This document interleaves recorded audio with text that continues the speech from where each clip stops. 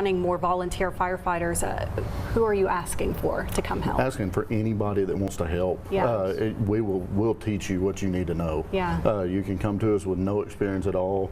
We'll go through a background check because we're allowed into people's houses on their worst day. They trust us with their lives, with their family, Yeah. and we take that very seriously. So you have to pass a thorough background check, but we'll teach you everything you need to know. Yeah, wow.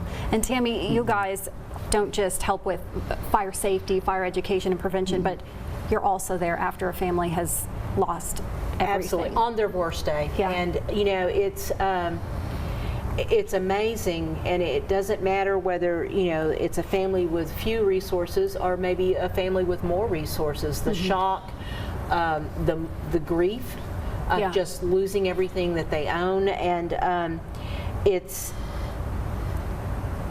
compelling. Yeah. To want to help in that situation. Interestingly enough, the Red Cross has chapters all over the country. Every county in this nation is covered by a Red Cross chapter somewhere.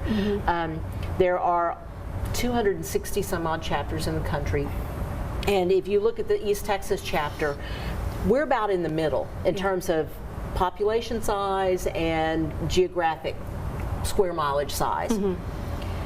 We rank number 66 for house fire responses. Wow. We're in the top 25% for house fire responses. Wow. Which, again, our surveys show that 2 in 5 people think they're more likely to win the lottery than they are to have a house fire. That's not true in East Texas. It's just not true. Yeah. Now, what do you think the problem is there? Do you think it's lack of education or poverty or a mixture, perhaps? There's a mixture. Okay. You know, these guys could probably speak more to substandard housing that doesn't have good wiring, that's not built to current code. Those exist, and so poverty definitely plays a part. But it's not just that. Some of it's ignorance, and some of it's denial. Yeah. They think disasters happen to other people, not to me. Yeah, wow. And there was actually a statistic that spoke about the millennials, which I'm a part of the millennial generation, and I was just aghast with it about space heaters. Right. 30% of the millennial, I can't say it, the millennials, it's a weird word. who were surveyed said they'd left a space heater on, left the house with a space heater on. Left the house. That is just terrifying to think about. My goodness. Also, I wanted to talk about cell phone chargers. I know I admit to leaving my cell phone charger plugged into the wall, and when I pull it out, oh my goodness, it's really hot. Have you guys responded to fires or seen any sort of fire started with a cell phone charger?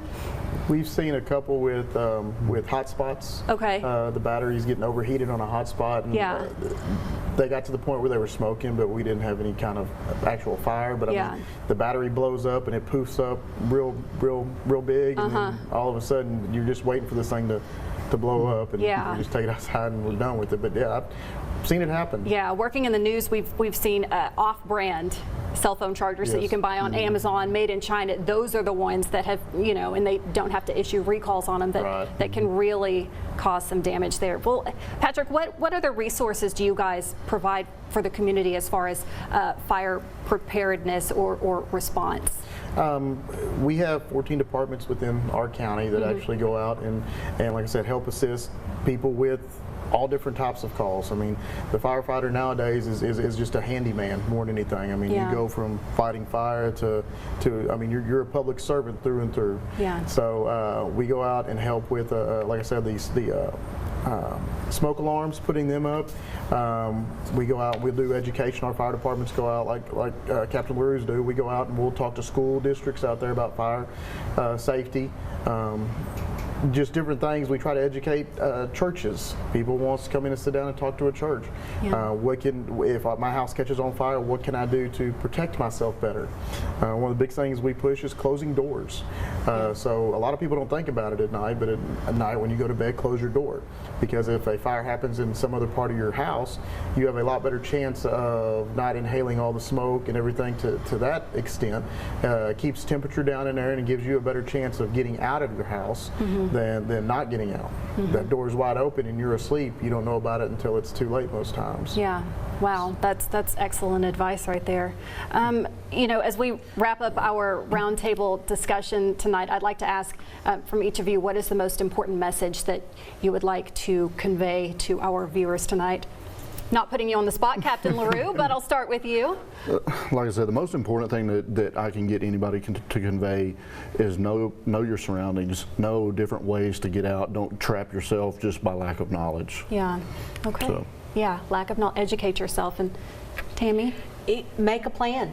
Make sure your whole family has a plan. And you know, if you have grandchildren who stay in your home, you need to have a plan, and the grandchildren need to know that plan. Yes. Children that come visit all the time, they need to know what the plan is. And you know, obviously, businesses and churches, the schools by law have to have a plan, but you know, other organizations that congregate people, they need to have a plan. Yeah. And that's something that these guys and Red Cross be glad to help with. Yeah, fabulous. Patrick? Smoke detectors. Smoke detectors save lives, making sure they are working. Yeah. Changing those batteries. That's the biggest thing I push. I push my kids, make sure that we get the batteries changed, because I'll forget as well, but I guarantee you one of mine will tell you, hey, we need to change batteries. Yeah. If the time has changed, let me get up here and get the battery changed. Perfect. Just education all the way around. Teach your kids, show them what they should and should not do when it comes to fire. And just being self-aware. Yeah, and Patrick, speaking of kids, I'd like to congratulate you. Thank He you. is here tonight. He has a one-day-old right now. Oh my goodness, a father of how many children now? 8. Yes. That is just incredible. Congratulations. Thank you so thank much you. for being here. Seriously, we appreciate it. You guys are all public servants.